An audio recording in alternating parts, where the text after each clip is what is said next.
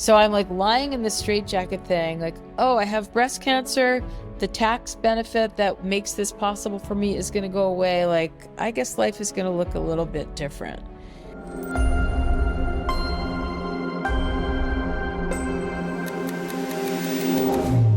Life Reimagined with Stacey Ray.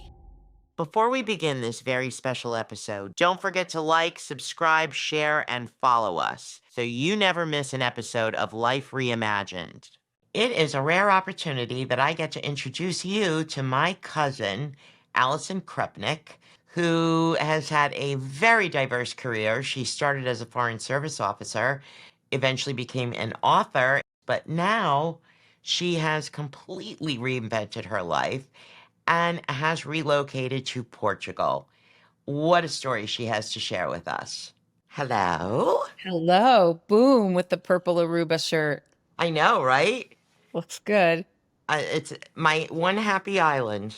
I almost windsurfed myself there. I was taking a windsurfing class off the Isle of Margarita in Venezuela. I mean, I suck at windsurfing, and I got kind of out too far and couldn't turn around. And everyone said, "Oh, you're sailing to Aruba." So maybe I could have gone to that happy island. Maybe you could have. It's my favorite, honestly. There's something about it that's just so tranquil and peaceful, even though it's a kind of busy place. Mm-hmm. So, I want to talk about something for people who don't know, including myself. Your career started as a Foreign Service officer with the Department of State, right? Yeah, it was the second. I mean, I worked for the U.S. Information Agency as a civil servant first, and then I passed the Foreign Service exam and I joined the State Department in 1986. What does a Foreign Service officer do?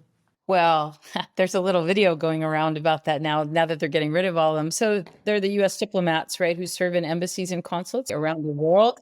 They do a variety of things. So there are different departments in an embassy or a consulate. There are people who do political reporting and sort of engage with the local government around political matters. There are the same sorts of people who engage with those governments around economic matters.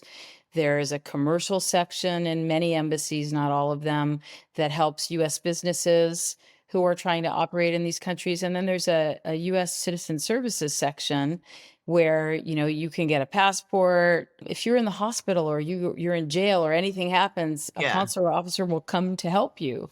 If there's a Okay. plane crash, it's the consular officers that are identifying, helping to identify Right, right. who's who and contacting next of kin. I mean, so it's a huge loss to be closing down embassies and consulates and to be discounting the importance of this role around the world. It's terrible. I agree with you there for Yeah. sure. I know that you were in Vietnam. Were you stationed? Were you assigned? What's the correct verbiage there? So you get assigned when you join the Foreign Service, you join a training class. It's called the A100 class. And then the Foreign Service requires that you have fluency in a language. And so some people come in fluent. I came in fluent in French and they test you to see. Some Right. people need to learn a language and achieve fluency. And so based on kind of where you shake out, there were 50 people in my A100 class, and then they had 50 openings. And they picked people based on whether they needed to take language classes or Um, not. And so because I was already fluent in French, I had actually been hoping they were going to send me to West Africa, but they sent me to India, which didn't come with a language requirement. Oh, So I went to Bombay. Then it was called Bombay, now Mumbai, right. India, and I served there as a consular officer for 18 months, and I loved it. I loved India. It was really cool, and I traveled all over the place. I had a great time. And then I came back and I spent 1 year as the only student in Vietnamese language studies. And because I was going to work for this refugee program called the Orderly Departure Program, remember all the boat people? Yes. When people were losing their lives, Yes. making these risky escapes from Vietnam via boat and dying, and then getting, or not dying, but getting stuck in refugee camps. And so a group of governments got together, a group of countries got together and said, to stem the tide of boat people, what if we had a situation where we set up a processing center in Vietnam where people who would be eligible for resettlement could be interviewed right there? They don't need to escape. We'll interview them there. So we didn't have diplomatic relations with Vietnam at the time. So I was based in Thailand. I lived in Bangkok and groups of us, teams of us would come in every week. There'd be a different team of us coming into Vietnam. We lived in a hotel. We had a makeshift office set up at the Ministry of Foreign Affairs, and we would do these interviews. And at the height of the time I was there, we were interviewing 10,000 people a month. It was crazy. Are you kidding? No, I mean, that's how big the resettlement population Right. was. So I did that for almost 4 years. And, it was life changing for me. I met my husband in Vietnam. He was a friend of a friend and was traveling. I think really, that expression there, but for the grace of God go I. It's probably Yeah. the first time in my life that I saw that in practice. Like, people are desperate to get out of this country. They'll do anything they can, say anything, do anything. What would I do in that situation? So I was pretty young. I was in my 20s, but it was the first time that I sort of had that realization, well, there, but for the grace of God go I. It's funny. I just saw something today and it said the biggest mistake we make is thinking this can't happen to you. Oh, yeah. And I mean, Oh, I yeah. think that, but when you see it in print just like that, you're like, yes, that is a huge mistake. Hmm. So when you're doing those applications, like, are you evaluating them and making decisions, or are you just processing, or how does that work? It's a little bit of both. So they come, the case had to be presented and be deemed worthy of having an interview. And so the categories were, the toughest category was Amerasians and their families. And so US servicemen who fathered children in Vietnam and then often just left them. Right, Those children were entitled to come to the US and they were entitled to bring families. And this is where it got tricky because in some cases, the kid would live with the mother and maybe some half siblings. In right. other cases, they live with a foster family, people who would take them in, but then it became like a commodity. Oh, you could sell this Amerasian to a foster family, and that's how they could get to the US. So Oh you my would have God. to try and figure out, is this a real relationship? Is this a real family Right, or not? Or are these people just hanging on to this person? So that was right. really difficult. The other thing that was really difficult, and I'm not proud of this, but sometimes when an Amerasian had absolutely no papers, that they never had anything that proved that they had a father who was Sure. American. The father could have been from anywhere, and sometimes they didn't look like they were mixed race. Right. So, there would be instances where we would be like scrutinizing somebody's features, trying to decide, like, do they look mixed? Could they? Because there's nothing else to go on. Yeah. So it was a somewhat subjective thing. So that was the first category. The second category was people who had served in re-education camps, Yeah. usually ex-military, and their families. And then the third was family reunification. So if you had a family member in the US who had petitioned for you, you could come. And so mostly what we were doing was trying to make sure that the family relationships were legitimate Right. and that the people who said they were members of this family were truly members of the family. They have something in Vietnam called a household registry. Every Right. family member is supposed to be registered on that, but there's a lot of fraud and faking names and all kinds of stuff. So that wasn't always so easy to suss out. Did you have to make decisions that literally, people would be begging you Oh, and, yeah. Oh, um, yeah.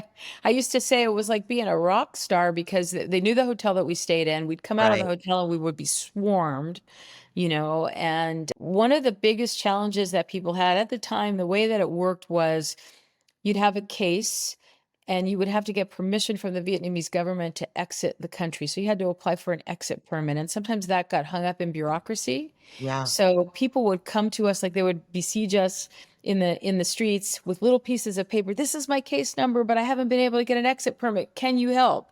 And all we could do was like take that information and give it to the Vietnamese government officials we worked with and say, hey, can you look into this? So, yeah, it was quite overwhelming. And, I was in my 20s. That's a lot of responsibility Yeah. to have. I worked with like, two different types of interviewers, people like me who worked for the State Department, and then people who worked for what was then called the Immigration and Naturalization Service. Ah, yes. Those were the people that mostly handled the refugee cases, the re-education camp people. And, you could see how doing it long enough, people get jaded. See enough fraud, people get jaded. Yes. And there's still that there, but for the grace of God, go I. Like if somebody has a chance for a better life in another country, why wouldn't they take it? Of course. It's interesting when we were in Havana, outside of our hotel, there was, I'll call it an unknown place. It was a imposing building and next to it was like a little cafe. But we noticed, like, because we would leave early in the morning for all of our planned itinerary.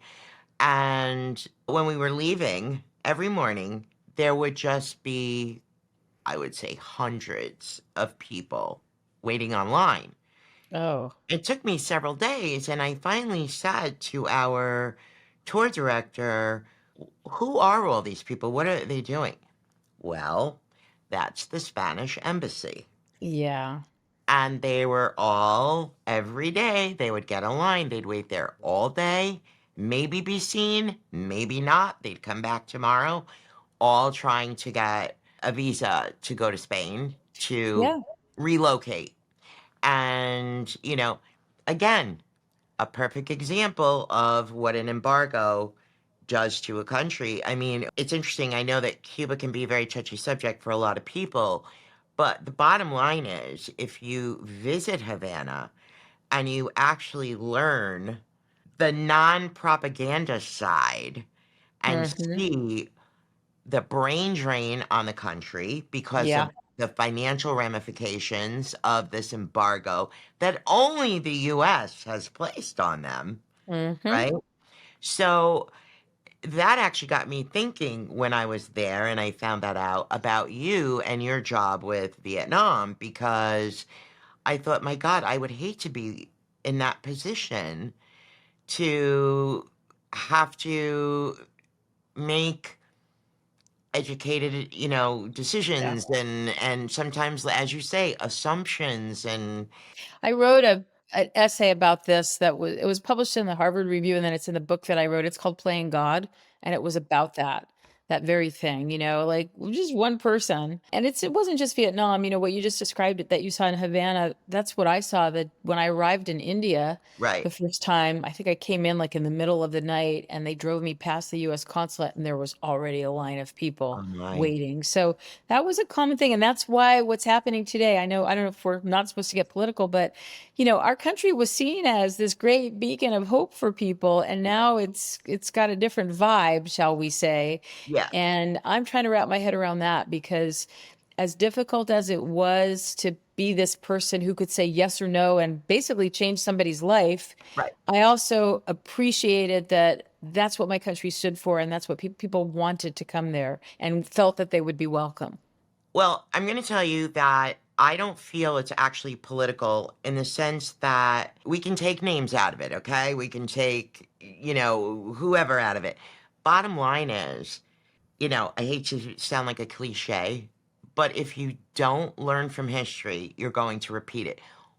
We are forging into, based on falsehoods, distortions, Mhm. et cetera, an avenue that is so bad called isolationism. Yeah, If we had been isolationists, what would have happened during 9/11, I know. I know. right? And I think people forget. I think people in general have become so afraid and not just afraid, but hateful about the others. Oh, They don't absolutely. realize, when I went to China, and Allison, I know this as much as you've traveled, you've certainly experienced this. When Mike and I went to China, we were in Tiananmen Square, and it was in 2008, right after the Olympics. They had just ended. So you still had all the stuff in Tiananmen Square, and it was packed full of people. Mhm. And we had hired an English speaking guide for several days to take us all over Beijing and the area. People were staring at us, pointing at us, trying to grab our hair. We both had blonde Mhm. hair, blue eyes, we're tall. The whole thing. I just said we're tall. I know my daughter's going to crack up about that because I always say I'm tall, but bottom line is, I finally said to the tour guide, because I was starting to get very uncomfortable. I was like, I don't know what's going on. And I said to him, why are they staring at us? Why are they like touching us? He said, most of these people are from the rural parts of China. Mhm. This is a once in a lifetime opportunity for them. They've never seen a white person before. Yeah. Yeah. And they literally, we were having to take photos with these I mean, Yep, that's a common thing. right. And we were the others. Okay. Americans forget we're the others too. Well, I feel it now, all over Europe, there's a resurgence in right-wing Yes. political parties. And here in Yeah. Portugal, we just had an election, Yeah. and the right-wing party is now the number one opposition party. And they just announced some immigration reforms that they would like to enact that will change the duration of time it takes to achieve citizenship and some other things. And they've really operated on a pretty anti-immigrant platform. Right. And I think it's a great full circle moment for me, having been the person that sat behind the glass booth and said Yeah. to people, yes, you can come into this country. No, you can't. When I was going through my immigration process to come to Portugal, and Right. I was at the mercy of somebody behind the equivalent of a glass booth, I thought, oh, there, but for the grace of God, go I. And here I am.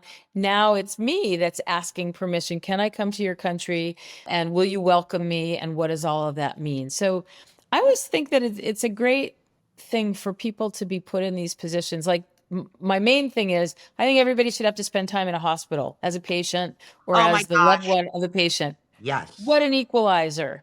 Because you're sitting in a waiting room and you're waiting for the news, and you might have the money to like deal with it differently, but the news is the news. That's What you right. hear from the doctor is the news. And when you're sitting in the waiting room waiting, you're looking around at everybody else and they're in the same situation as you are, and suddenly you're equal. That's right. I mean, I have seen it my entire career where me, doctor, you little person, because they talk to people in condescending manners. They try to instill their own beliefs on patients. Patients that have insurance don't understand patients who don't or why. As a case manager, it's like you being a foreign service officer in many ways because I am assigned to all these patients and we had big patient loads, but how do you treat people with no money? And we are the only country in this entire world that has the healthcare system we do that's so inefficient, so ineffective, a travesty. It's Inaccessible. fractured, it's for profit. And listen, I'm going to do a show on that because You should. people need to understand that, when I hear people say, well, I don't want socialized medicine. First of all, the word socialized is so bastardized today that people don't even know what that means when they say it. That's Hmm. number one. But number two, healthcare systems are able to be not only effective and efficient, but they are able to increase wellness and longevity. Well, I don't know if I really want longevity myself at this point, Yeah. but I'm just saying, like, there are so many things around that. And I guess I have a problem with the philosophy that we have here in the United States that healthcare is a privilege, not a basic human right. Well, and I think, I haven't run into what you described of doctors talking down to me or any of that. But when I think about it as a great equalizer, I think, for those in Congress that were trying to derail the Affordable Care Act, for people that are trying to deny access, why wouldn't you allow another person to have the same thing that you want for you and your family? Why don't we all deserve the best possible care treatment? It's a five-letter word that answers all of the questions we're talking about. Power. Power. Because I can't let you have what I have. Because by doing that, that means I would have less. It's crazy. It's I bullshit. know. I Yeah, that's know, but bullshit. So let's talk on a happier note. So you stopped working. Did you retire from the Foreign Service or? No, I resigned to get married. So my now husband, I met Jeff in Vietnam. We had a 3-year long distance pre-internet relationship, back and forth, back and forth. He didn't want to follow me in the state, in the foreign service. Like we could have gotten married and gone overseas together, and he could have looked for. He didn't want to do that. He lived in Seattle, which was a pretty nice place. So after 10 years as a foreign service officer, I quit and I moved to Seattle and then went to work for what's now called the Washington State Department of Commerce in their international trade division. So I Oh, was still able to do like cool international stuff. Then I started having kids, and Jeff also had an international job, and the travel was just too much. yeah. So I quit, did the stay-at-home mom thing for a while, and then kind of reinvented myself as a freelance writer, and then a full-time, I had communications related jobs after that. I gotta tell you something. I'm mad at myself because I was gonna bring something up with me to flash on the screen for you. After Mike died and I ended up moving and things like that, we had an enormous collection of books. We were both such avid readers. I ended up donating. I'm not even going to try to exaggerate or pick a number, but there were hundreds. I kept 10 books.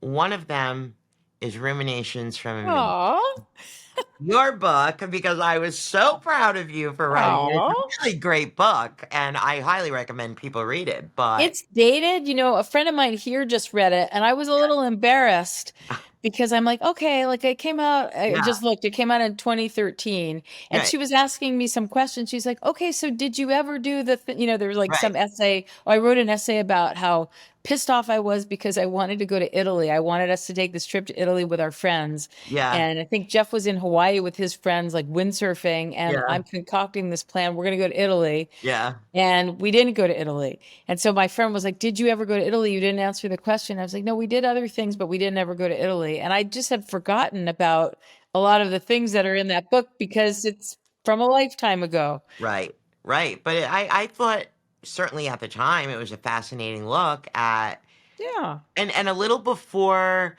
your time in a sense, because women weren't quite talking about reinventing themselves, Yeah. and if they did, it was more like I was a stay-at-home mom, and now I'm, like, CEO of this Fortune 500 company, but you actually did the opposite. You had a pretty exciting career and very internationally based, and then you made the decision to be a stay-at-home mom. Not happily so. I'm going to just say, like, that's why I wrote the book. I was not happy about it, but I didn't see an alter. I didn't want to put my kids in daycare. I Right, didn't want a nanny. Like, there was no, what I really wanted, and it's so funny what the pandemic has brought us. I right. would have liked to have worked remotely, but that wasn't a thing back then. Telecommuting, remember that? Or Yes, I would have liked to have split things up with my husband so that maybe he worked 3 days a week, I worked 2 days a week, and then we had a nanny 1 day a week. Like, I just felt like there should have been a more equitable way to do this so that I didn't have to make this choice, but I couldn't find one. yeah, So it ended up being a source of, both joy and frustration. And I think the last time that I was active on LinkedIn, when I had to like write my little summary, yeah, I was trying to figure out, okay, how do you spin this? And I wrote something like, I believe in walking through open doors. And I think that's true. yes, So it created a whole different, trajectory for me. It made me write because I was frustrated. And because I was so frustrated, it yeah. made me go do something else and find something else, which led me down all kinds of cool paths. So that was my mindset. So, and of course, following you all those years of watching it, you did a lot with education, right? You were very Yeah. community based in I Ballard, did. I did a lot with education, both as a volunteer and then professionally. I right? worked in education reform. I was a communications director for a research and policy think tank around education. I was an education editor for a parents magazine, wrote editorials, active Mhm. volunteer, like all of those things. And I mean, I never would have done any of that had I remained full time, working. So Right. that was a great eye opener because I didn't know how much the education system had changed or not changed. I didn't understand the deficiencies. I didn't understand how inequitable it can be. Yeah. All of those things were things I learned because I was there in the trenches. So that was a good Yeah. I like opportunity. that you use the word inequitable because a lot of times I hear people using the word equal and equitable, and they're not even remotely the same thing. There's And that great little poster it's like a fence. right. And it has equity on one side and equality on the other. And equality is everybody stands on the same box to look over the fence. And equity is the box is adjusted based on your height. So everyone can see over the fence. Exactly. Exactly. I that's a great analogy, actually. So, of all the different career paths that you took and, walking through those open doors, did any of them stick in your heart as your favorite or most meaningful, or were they just ways to kinda get through your life? You know, that's a good question. I haven't actually thought about that. I mean, I would have said a long time ago that the Foreign Service was the thing, but if I'm honest, I love traveling. I loved, I mean, I was pretty young when I was a Foreign Service officer, and suddenly I had, a lot of gravitas, if you will. Right. And that was kind of exciting. I didn't ever have to work for an administration, even though I worked for Republican and Democratic administrations, more Republicans than Democrats. I never had to compromise my principles. Right. So I was pretty lucky because, Right. some years later it might have been harder. Right. But I didn't have like that fire in the belly. I was never going to be an ambassador. Right. I just wasn't driven in the way that I saw that people were driven. So I wonder how it would have turned out for me. I mean, I think I could have had a perfectly fine career, Right. doing some interesting things. I'm sort of more drawn to interesting things than Yeah. things that were career enhancing. Gotcha. So I used to, in fact, here's another essay in my book. You know how there's people who are type A? I decided that I was a type A negative, which is also my blood type. Because I wasn't like willing to just like, nah, I don't care. I'm a type B or I'm a whatever. But I was never hungry enough to be a type A. So I had like drive, but less drive. Type Yeah. A negative. I'm gonna think about that little thing for myself too. Yeah. Like, because I think most people describe me definitely as type A, but I don't know. There's a limit to my type A. Like, There's a limit, and it's like, what is your type A? Like, there's yeah, perfectionism and doing things well. yeah, Definitely see that. But yeah, then there's the climbing a career ladder or whatever. Yeah. yeah, for sure. So it's interesting when you brought up the healthcare, and if you don't want to talk about this, it's fine. But you certainly, at a certain point in the last few years, have had quite the roller coaster. Went through some, yeah, I Yeah. did. So first it was colon cancer, is that right? No, no, it was, I had early stage cervical cancer Cervical during cancer. COVID. This is my famous Yeah. Marco Rubio moment where I was supposed to have a hysterectomy because I had early stage cervical cancer and it was all scheduled. And it was supposed to be on a Monday morning. And on Thursday, I got the call, okay, be at the hospital Monday at 6 a.m. And then on Friday, I got the call saying your surgery is canceled. And I happened to see a tweet from Nicholas Kristof. So I lived in Seattle at the time, and Seattle is where the first US COVID deaths happened. Yes. So Nicholas Kristof tweeted, we're getting reports from Seattle that they are canceling all elective surgeries because of the burden on the hospital. And I responded to the tweet and I said, hey, not just elective surgeries, my cancer surgery was just canceled. Right. And next thing I know, a reporter's at my house, they're interviewing me, they're taking pictures. And I learned that when you're the feature of a story like that, you're not allowed to smile. I'm kind of a smiley person. I Yes. look much better when I smile than when I don't. So they took this sad little picture of me and it was the cover picture for the article. And, okay, that's fine. It's my 15 minutes of fame. And then somebody sent me a screenshot of a tweet from Marco Rubio. And they said, why is Marco Rubio tweeting about you? And it was because he was calling attention to the burden on hospitals. And he used that article and he took the screenshot of my sad little picture. So, but anyway, that happened. And it was early stage cancer, but it was the first time I had cancer. And And cancer is scary cancer. as F. And nobody knew at that point, like, what's this thing? I mean, to back up a little bit, we had been in Mexico, we'd been in the Yucatan, and Jeff got an infection, an elbow infection. He was hospitalized, and they kept saying, oh, the infectious disease doctor is busy going to these meetings because there's this disease coming from China. So we knew it was a big deal. Like, they had warned us. Then Oh, my surgery got canceled, and I was asking my oncologist, well, so like, when are we going to have this surgery? And he's like, I don't know. And then I said, how long do I have before it's a problem? Again, I didn't know anything about cancer at the time, sure. but, based on the margins and the staging of the cancer, he's like, oh, you can wait 6 months, you'd be fine. I think that probably having had that New York Times article helped because I ended up having the surgery like a couple months later as an outpatient in that hospital where Oh, those first deaths had happened because it was now like the safest hospital you could be in, but they wouldn't let me stay overnight. They right. did it as an outpatient and sent me home, and the surgery center was outside of the main hospital. Right. So that happened in, it's like 2020. And then, get through that, all good. And then the next year, almost the same to the day, I had been having some like GI problems and not to get too graphic, but Yeah. it seemed like maybe there was a prolapsed hemorrhoid or something. And I'd gone finally, I couldn't get a hold of my own gastroenterologist. I couldn't get an appointment with her. And like, I don't know, was just being told Yeah. over the phone, like, not a big deal. So I went in to see someone at a clinic affiliated with the hospital, and they said, okay, you're going to have some tests. Then the weekend happens.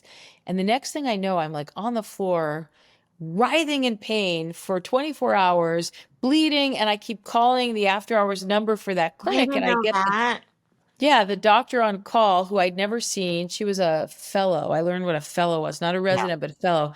And she was an asshole doctor. She was like, you're fine, you'll be fine. Well, like I called and, take Malox, do this, do that. It was excruciating. And I want to remember to tell you about the book that I was reading while I was lying on the floor, because I think your listeners should know about this book. Yeah. And then finally, like, it's now the next morning, and I'm like, I can't fucking do this. Sorry, but I That's can't do okay. this anymore. So then I said to Jeff, I think let's go to the ER. So we go, and I couldn't actually even walk. I crawled in, which was, was kind of funny later because there were other people waiting, and they were like, let her go first. Yeah. Yeah. So they kept me, I was there, and they made me comfortable. And then it was like midnight. And this was just the emergency room in my neighborhood hospital, which was a branch of one of the main Seattle hospitals. And now it's getting to be close to midnight. And they say, okay, this doctor says, you either have to be sent home or you have to be admitted to the main hospital. And I'm like, I can't go home. I cannot face another night like that. So I asked the physician's assistant who was treating, I said, what would you do? And he said, you have the right to ask for the care that you think you need. So they put me on the phone with this doctor, and she's all snippy. And she said, well, I mean, we could admit you, but it's not like you're going to have surgery or anything. And I said, I think you have to admit me because I cannot, this is excruciating. Yeah. So at the last minute, she orders an MRI, I think it was, and they had just changed the laws in Washington state so that when you get a test, the results come directly to the patient even before a doctor's seen it. So I Oh. had the test, we're in the car, we're driving to the hospital, and the test results come in, and I see that there's a growth on my intestine. So I get to the hospital, and here this woman is waiting for, I'm so sorry. You have an intussusception, which is I had a growth on my intestine that made it telescope in on itself. Yes. And she said, and you will be having emergency surgery in the morning. Was that the fellow who told you That that? was the fucking fellow. Yeah, and don't And you just want to like shove a crow I right did. And then in she's your mouth? like, but this is so rare. Like, I'm going to try and write this up in a medical Oh journal. And I'm yeah. like, oh, yeah, Blah go blah. you. You don't have my permission, but go Yeah. So ahead. anyway, the doctor, then I asked, like, I said, she's not going to be the one that operates on me, right? No, no, no. So I had a great surgeon. He was terrific. Yeah. But I had to have an ostomy bag for 3 months. And like, you don't know till you have one of those, how many people have them. That's right. But nasty, nasty. And then the surgery was reversed. It was reversed 3 months later. Thank goodness. So I get through that, and then I'm like, okay, I have done my stuff. I've now had the great human awareness expansion. I've been a patient. Yes. I've learned this lesson. Thank you. Let's move on. And then just as we were getting ready to move forward on the Portugal experience, I had an appointment with the oncologist for the cervical cancer, just my annual thing. And I was like, oh, my stomach feels a little weird. So they ordered I think it was a CT scan. And in the report, like buried in the report, there's this mention of a lump on my breast. And I'm like, hey, anybody think I should do something about that? Yeah. And they're like, oh yeah, I guess you should probably go have a diagnostic mammogram. Anyway, I was diagnosed with breast cancer, and then told, and you will have a year of treatment, which I didn't realize at the time was just the protocol for my cancer in particular. So now let's hope we're done. That was 3 things in 4 years. And let's hope we're done. Yes, absolutely. I command it that we're done. Okay, thank you. But From your lips to God's ears, as our that's grandmothers would right. say. Exactly. So I almost don't know what to say because first of all, well, they do say it comes in threes, so Yeah, that's what good, I'm thinking. right? Yeah. But during that time, you slipped in there, just while we were starting to plan our Portugal experience. That's when you found out you had breast cancer. There's so much more ahead right after the short break. So what were you doing this month? Because here at Sisterhood Travels, we were busy riding camels, dodging zebras, getting lost in ancient alleyways, and maybe, just maybe, drinking a little too much wine under the Spanish sun. In Africa, we woke up early, not for work, but for giraffes. We traded alarm clocks for elephants trumpeting in the distance. In Croatia, the sea was bluer than your favorite jeans, and every single meal made us consider never going home. Spain? Spain was spicy. Let's just say what happened in Spain is probably still happening right now. Was it fun? Yeah. Did we miss you? Totally. Did we text you photos just to mess with you? Well, maybe. This month, it was kind of amazing. And next time, we want you in that photo. Visit us at sisterhoodtravels.com. Picking right up where we left off, I want to talk about the Portugal experience, because at what point in your life did you decide or know that you would want to relocate to an international destination? Well, let's say that I had this pent up, thing. And it was like, I mean, if you look on the score sheet of my marriage, it was definitely known that I had given up a career twice, right? Once I quit the Foreign Service to move to Seattle to get married Right. and gave up my whole international life. And Jeff used to Right. say that I salivated whenever a plane went by, which is true. Yes. So for me, international travel was the be all and end all of my existence, and I couldn't do that for a while. And then I also gave up a career when I had the kids. So after I went through the first two medical things, I was getting ready to turn 60, and I wanted to travel. I wanted to take a cool trip for my 60th birthday. When I turned 50, we went to Turkey, and I wanted to do something cool for my 60th birthday. And Portugal had been talked about a lot, and I had started reading, I guess when Trump was president the first time, I will name names. I had Yeah. been looking at places where you could retire internationally. And, everybody knows Portugal sort of tops the list because it's got good health care. It doesn't have guns. It's welcoming, all these good things. And I remembered that one of my mentors who died of cancer, she was a Foreign Service officer, had lived all over the world. The country she wanted to go to as her last country before she died was Portugal. So I thought, Uh-huh. oh, it must be nice if you're dying and that's the place you need to go. Yeah. So we took this trip and traveled all around, and I was like, wow, I really love it here. Yeah. And I was part of various Facebook groups and things. I had been sort of following it, but it started to crystallize like, oh, like I love it here enough that maybe I want to live there Yeah. or live here. And so then we decided the following year that we would spend a month living in one place, not be tourists, but we were both working. I had a job at that time that was an international remote job. So we were going to work remotely, live in one place, buy groceries, do all the things and see. Well, I lost that job right before we left on the trip. So, that was kind of a bummer, but okay. But we Yeah. did that. We lived sort of in this area where we are now and made friends, played pickleball, really fell in love with the place. And then we had one of those come to Jesus moments at the end of the trip where like I'm on the beach crying saying, I have a gut feeling we have to do this. We should move. And Jeff's Yeah. like, or we could just travel, and I'm like, Yeah. no, we need to.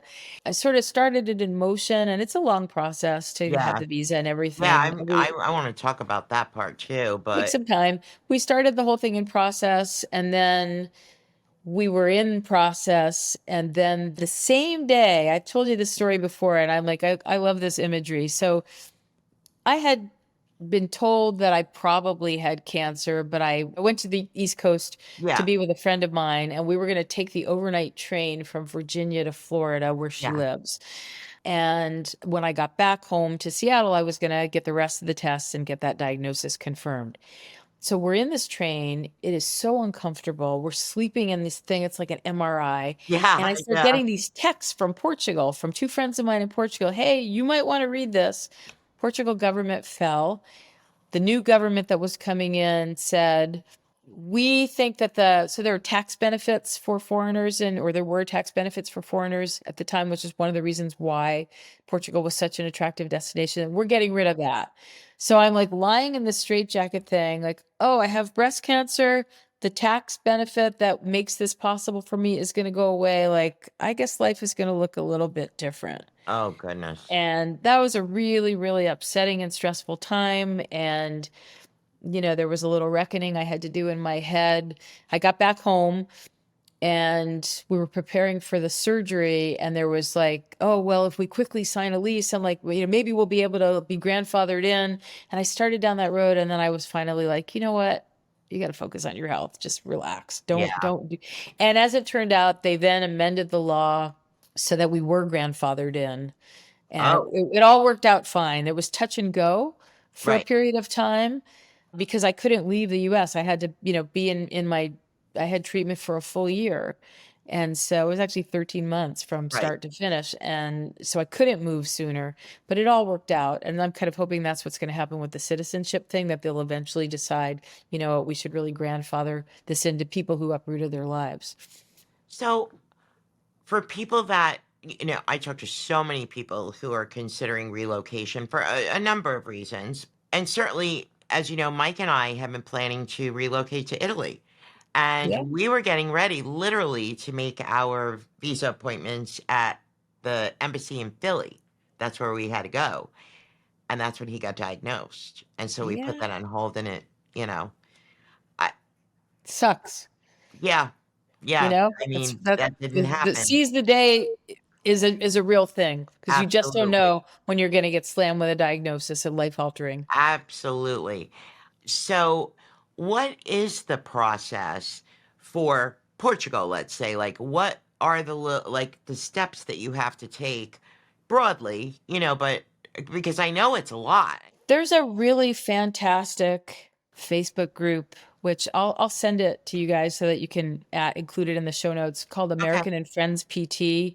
And it's a complete DIY group that has files up the wazoo that step by step help you through this for free. There are a Wow. lot of people that will, say, pay me and I'll show you how to do this, Yeah. but for free, it's all right there. And that's what I use. And it was phenomenal. These volunteers that have made this possible are Is amazing. it just for Portugal, or it's all over the Well, world? that one is American and Friends PT. I'm guessing that if you want to move to France or you want to move to There's Spain or probably the wherever, same that there's thing. something Yeah. similar. But this one Yeah. is really, I mean, it's so detailed for every aspect Yeah. of immigrating to Portugal and beyond, driver's license, whatever. The process for the type of visa that we have, which is what's called a passive income visa, some people call it a retirement visa. And Yeah. it basically means you have enough money to support yourself. Right. You have funds available and you have to prove that. So you have to open up a bank account in Portugal. You have to get a Hmm. Portuguese tax number. You have to show that you have this money. And you also have to show that you have a place to live. So it's similar in the United States that when somebody wants to come to the United States, they have to show that they're not going to be a burden on the Right. system by Right. showing that they have, an economically viable Yeah. options for themselves. It's like that for Portugal. So you need to either have a year lease on a home of some sort or own a place. And so we actually came here last year in between cancer treatments. We zipped out here. We're planning to buy a place. And in the end, we decided to rent a place. And that's the place I'm in now that we're just getting ready to move out of because we just did buy a place. Oh, okay. I know, that's exciting. So, I mean, it's mostly those two things. And it's time consuming. It takes a while to get the interview. It takes a while to get the visa approved. And then the visa gets approved and you are able to travel to the country. And then you have to have a residency permit interview. And this is where Portugal kind of falls down on the job a little bit because their international immigration agency, which changed names and formats in the time I was doing this, is way backlogged. And so Jeff and I had our residency permit appointments the same day, the same time in two completely different cities. Right. And I got my permit 2 weeks later and he still hasn't gotten his. Oh So my goodness. yeah, we're trying to figure out what to do next. And it's Yeah. not an uncommon story. So the bureaucracy in Portugal can be challenging. And that's one of the things, like when people are comparing, oh, Spain's bureaucracy is better than Portugal's. But, Yeah. every country has its thing. So you have to be patient. Yeah. You have to have attention to detail. Oh, you need an FBI report on fingerprints. That's the other Yeah. two things. You can't like wing it and say, no, I'm going to come in and talk my way in. And because I'm such a great person, they'll Right. be fine. You have to do exactly what they tell you to do, In have that all the order. paperwork, Yep. follow the steps, and then, Was it difficult to get a lease on an apartment? It really wasn't. And we had pets. We had 3 pets. I had been warned that it could be really difficult, but it's kind of amazing. It was just the year anniversary of when this happened. So at this point, the Portugal thing, it went from being like my little dream to, oh, now I have cancer and like we have to make my dream happen. And so my Right. poor husband. So we come here right when I finished chemo, and then we were looking for a place to buy. We found 2 places and we made an offer on one. And then we got wind of the fact that maybe this tax thing wasn't going to work out. We weren't going to be grandfathers. So we got cold feet. So I think I found that out before he did because he was working. Right. And I got food poisoning at the same time. So I'm like vomiting. There are all these images, right? The MRA straitjacket and then I'm Oh, like really? vomiting like crazy. Because now like we can't buy this house and we're getting ready to get back home and like the whole thing's going to crumble again. So he just got on it. And, when I had been the one that was finding all the houses to Yeah. look at, he found real estate agents who did rentals. He found Yeah. all these places for us to look at. And he found this place that we're in, which is an apartment in the country on an organic garden with phenomenal views. You can see some of it out the window I'm there. looking. That's one of my views. And then the other side of the apartment has another view. I love living here. I mean, I'm glad we're moving where we're moving, but I'm going to be sad to leave this because it's beautiful. We have Yeah. very, very nice landlords, very nice neighbors downstairs, and it's all worked out really, really well. And do you need a car where you live to get Yeah. around? We need a car here. If we were living in Lisbon or Porto or a bigger city, we Right. would, or even if we were living, so that the closest city to us is a city called Caldas da Rainha. You Yeah. could live there without a car. I have a question for you because you were talking earlier about, when you had gone over the first time and you stayed for a little while and you made some friends. In my view, based on my own experience, it's much easier to do that when you're a couple. Yeah, there's definitely, I mean, I've just spent 5 weeks being here on my own, and that's been kind of interesting. Yeah. I do have single friends here. I have a single female friend who's exactly my age. Right. And, she's an introvert. I know a couple of single women who are older who are here. Yeah. It's easier to be a couple. I Yeah. mean, I feel like that's the other, we're always learning lessons, right? So 5 weeks alone here, I thought I was a pretty savvy can-do person, and I am, but you get used to relying on a partner for stuff. You get used to Yeah. deflecting, you get used to all of that. Yeah. It's probably a good thing for all of us women to, even if you're happily partnered, to take a break or have to function without your partner, just to remember that you can do it. Oh, Because yeah. one day, even if you stay partnered, one of you is going to end up alone. Well, and I mean, 7 years later, I'm still learning to do things, and there's still a lot of things I'm not learning to do that I Yeah. haven't, but, baby steps. But, the reason I asked that question is because I think you did mention to me the awkwardness of, going into certain situations Oh, yeah. alone and, what that felt like. And I mean, not only are you savvy, like you said, but you're also a very friendly person who could talk about anything and you're funny and what have you. So, like, how do you navigate those waters when you're by It's yourself? funny, I just was working on one of I guess I haven't written a Substack in a little while. I was working on one. I'll give it away. Okay. One of the things that I remember teaching my kids when they were little and they would get into, weird conflicts or whatever is, some parenting expert said most people want to feel they just want to feel important and included. Right.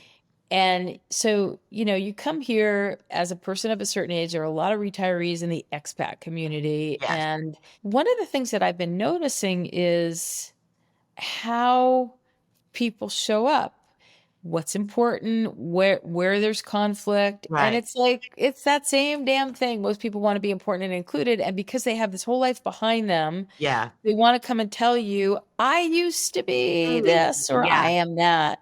Know that about me, respect me, esteem me for these things. Right. And, so everybody's kind of a little bit awkward. And Yeah. it's no different than the whole, like, if you're standing on a stage and you're nervous, imagine everybody's naked. Right. Everybody's naked. Yeah. And so it's helpful to be able to laugh at yourself and to walk into situations and be like, okay, Yeah. nobody here's any better than me. They might be better at me at the thing that we're doing or whatever, but nobody's any better than me. And if I could just remember that, and sometimes it's easier than other times. Sometimes you feel more like a fish out of water than other times. But I'm really trying to hang on to that. And also, not only realize like nobody's better than me, but that everybody's struggling in Yes. some way. If I can say something and use a bad word, the other thing that I have never forgotten is a couple of years ago, so a number of years ago now, I was on Facebook going down some rabbit hole, and I found the Facebook page of some girl from my hometown. She was the town beauty, and she had a little tagline under her profile, and it said, "I'm just a fucked up girl trying to find some peace." I love I that. love that. And I think we are all All fucked a up. fucked up girl trying to find Trying some to find peace. peace. And That's if you can exactly right. start with that and say, you know what? This person may be an asshole, or I might not gel with this person, but chances are they're just a fucked up girl trying to find some peace. They want to feel important and included. And maybe the way that they're doing it is rubbing me the wrong way. And it's okay for me to exit and not be part of their thing. But Listen, I see it every single day with the women that travel with us. yeah, Same deal. And what you were referring to even before that is we all are going through stuff. yeah, Every one of us. It may not be the same thing you're going through. It may not be on the same day. I may not be in a bad mood when you're in a happy mood. But show each other grace. yeah. Be supportive. Be compassionate. You're right. You can walk away from toxic anytime you want to. But trying to remember, as you say, I'm just a fucked up girl looking for some peace. So, as much as you love Jeff and the girls, our dear girls, let's talk about your real passion. Oh, the cooking. Yes! Yeah. I Is do. it I love as much of a passion now as it was when you were younger, or even more so, or where are you at with that? I mean, it became, during that time when I was not working, Mm-hmm. it was my proxy for travel because I like to cook, international foods, which was Right. not, it's a big deal now. Everybody does it. It's no big thing. But this Right. was before everybody was doing it. And Yes. so I would be like, I mean, sometimes it would be as corny as I would think, which country do I wish I could visit today? Play music from that country, get a recipe, and cook the food and create. Sometimes I would really create a full experience. Sometimes I just make something. So it was a lifeline for me at that time because it felt like it connected me to a thing that was really important. Then Yes. over time, especially as, because cooking's really changed and cookbooks have really changed. I mean, I love Yotam Otolenge, and he's like sort of the first guy that started to introduce all of these different ingredients and flavor, piling on different flavors to achieve this depth. And now kind of everybody does that, which I love. I mean, you can have conversations about cultural appropriation versus cultural appreciation. Yes. And I'm a cultural appreciator. And I Yes. think if you want to wear a bangle from India or cook a thing that's got sumac in it, it Right. doesn't mean that you're appropriating from the original culture. It means that you've appreciated that this tastes good, this looks good, this makes me feel good. And Yeah. I want to celebrate that. I'm not claiming to own it or anything else. So now in some ways it's less of a quest. Like it used to be hard to find the ingredients and hard to find the recipes and nobody else was doing this. So it made me a little bit unique. Right. And now it's more like, wow, like look at all the things you can do with all the ingredients in the world. There's no shortage of recipes. And so it makes cooking fun. It's not boring. Here I love, there's a few things I can't find here, though most things you can source from somewhere. But the produce here is incredible. Yeah. The peppers are like, and I finally figured out, the equipment is different. The stoves everything's different because it's induction stoves and a lot of people use Instant Pots. I don't have my own kitchen. I have the kitchen in this apartment, but it's not my kitchen. Yeah. So it's not fully outfitted. So now it's become a different kind of a game. Whereas before it was a quest and a lifeline. Now it's how can I cook the way I want to cook with what I have at my disposal? It's Oh. fun. Yeah. So tell our audience about your incredible dilemma of what cookbooks to take. Oh yeah. Jeff just brought me 5 more. Still So racking up over that. I Like, love cookbooks. I collect cookbooks, and I yeah, had, physical cookbooks, I probably had around 300, and then I have like another 170 now on my Kindle. So when we were getting ready to make the move, we decided we were not bringing stuff with us other than clothes. We still have our house in Seattle. It's an Airbnb, although yeah, most of what we had in it got removed. But we did not bring artwork. We didn't bring furniture. We weren't bringing anything. All I wanted to bring were my 3 pets, my dog and 2 cats, and my cookbooks, because those were the things that made me feel like home. When I yeah, started researching how expensive it would be to ship cookbooks, I was like, oh, they're not all coming. yeah. So I had to make some tough choices, and I weighed things, and I landed on, this idea that I could bring 30 of them. And I gave away a lot of them. I kept some were in my garage, and I chose 30 of them. And then when Jeff was just back in the US, he was able to run into our garage for a minute, because our house is rented out, and he brought me back 5 more. And like every time I go, one of us goes, I'm gonna bring 5 more, It, because it's home to me. Yes, you can it's find most of your these heart. recipes on the internet, but Yeah. it's my thing. And I was watching while I was packing. Did you watch that Martha Stewart documentary that came Yes. out? Yes. I was watching that Martha Stewart thing, and like, she doesn't apologize for anything. And I thought, I'm not apologizing for the fact that I love my cookbooks. That's right. Listen, I would feel that way. Not I would. I do feel that way about Diet Dr. Pepper. And I am telling you, I'm saying it here and now. Dr. Pepper Company, you need to sponsor me. I am your biggest ambassador in the world. But seriously, I constantly am looking for that everywhere I go. I literally almost had a meltdown in Havana because they didn't even have diet soda there.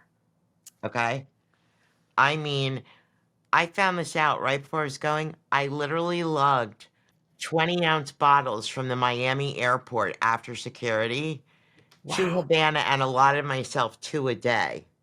Now, normally, I'm embarrassed to say I drink probably 6 or 8 a day of Diet Dr. Pepper, but I feel the same way about that as you do about your cookbooks. Well, I have a friend who just visited here, and he's a big Diet Coke guy, and here they have Coke Zero, and so I was able to source that, but he limited himself too. Yeah, yeah, I'm sure I'm gonna get like comments like you should be drinking more water, Stacey. Drink more water. But any particular cuisine that's your favorite to cook? I think, that catch-all, like Middle Eastern. I tend to like those. I like sumac, I like za'atar, I like tahini, I like I'm preserved lemons. sorry, would you please speak English on this conversation? I don't know what you're talking about. I just made a bunch of preserved lemons, and I've been giving them away to people here. So like sumac is a really tangy kind Oh, of an okay. herb, and then za'atar is a blend. It's like wild thyme and other sesame and other Oh, things.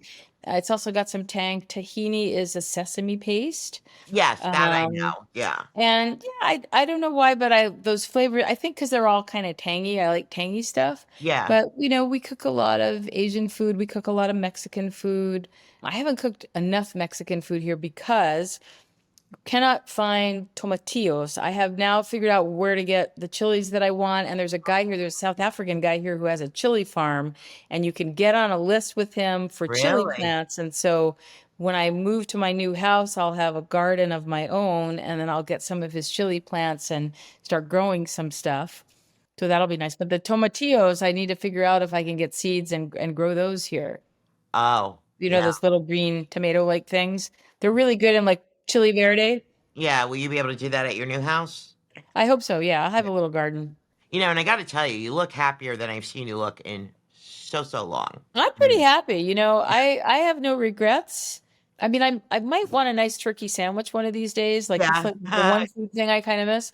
Yeah, and But turkey appears to be ham in Europe oftentimes. But although turkey is popular here, and there's a turkey yeah, farm down the street from yeah, us, and I just bought turkey for the first time, but they don't have like the sliced turkey that you would eat in a sandwich. right. They have turkey legs, and you can cook a turkey here. Yeah, So I have to just make one if I want that. yeah. But you know, there's pretty much nothing here I can't have or do. Right. So if I need the big city, Lisbon is an hour away. Yep. It's beautiful here.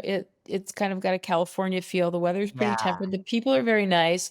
There isn't anything I miss. And I mean, I'm gonna just say it. America as I know it and love it is not happening right now. It's not. So I do not feel the need to go back into that situation right Right. now. The values I took that oath that all these congressmen have taken. I took Yeah. that oath to uphold the Constitution, and I took it seriously, and it was Yeah. drilled into us to take it seriously. And I see a lot of people who are in positions of power who are not taking it seriously, and that appalls Yeah. me.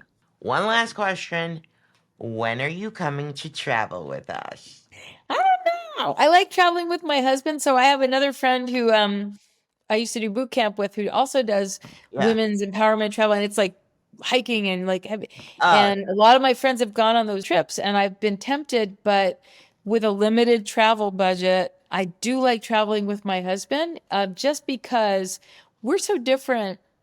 He's led me on things or had me do yeah. things that I would never do, and Ooh, I think he would say the same about me. awesome. But you never know, never see, because you are going to some pretty cool places. I just saw the roster of some of the stuff you've got coming up.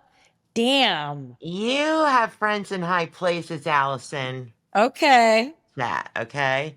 Yeah, I mean, we didn't have a chance to talk about our mothers, but I will say that part of the joy of having done this is my mother wanted to do this. Your mother and my mother fantasized about doing this. And I was so happy that my mom had your mom to Yep. maybe do it with, but they Same didn't get to line. do it. So, my mom I know is smiling down at me from wherever she is. And Absolutely. if she were alive, she would have expected to have been brought here to come live with us. And she would have been the toast of the town, too. So, And if my mom was alive, she would be hopping on all of our trips, trust me. So, yeah. So, well, thank you so much for this fascinating conversation. Any exciting plans beyond buying the house or I'm going to Malta in September because a friend of mine has a milestone birthday and she has assembled a bunch of women, none of whom I know, to be in oh, Malta together. that's so So fun. it's cool, yeah. And one of the things I love about being here is somebody says, "Hey, I'm going to be in Malta, you in?" And I can go, "Yeah, it's not a big deal." So now we did it. Now we need to figure out what does our life look like and how do we make meaningful connections and make this feel like a meaningful experience, not just a vacation. So, on that note, I want to say that's exactly the point of living. It's about connection. Mm-hmm. It's not about, every morning at 6:30 I drive here and at 7 I go here and I have my cup of coffee and then I go to the grocery store. It's not about like this little checklist every day. It's about connecting with people, and it's not too late for your life to be what you want it to It be. is not too late. And, let's talk about gut feelings. So this was my gut feeling. I needed to do this. Big and small dreams are dreams worth paying attention to. It doesn't have to be like you do some big life-changing thing. Maybe you always wanted to watercolor. Maybe you want to work in your garden. Whatever it is, go do the thing you want to do because life is short. And why shouldn't you? Like, why don't you deserve joy? However you choose to find it. Why don't you deserve that? Everyone deserves that. Everyone deserves equal access to good health care and joy. I can't say it better. Thank you. Thank Mwah, mwah. you. Mwah. If you liked this show, please be sure to like us, follow us, subscribe to us, give us a review, because it really helps grow our podcast.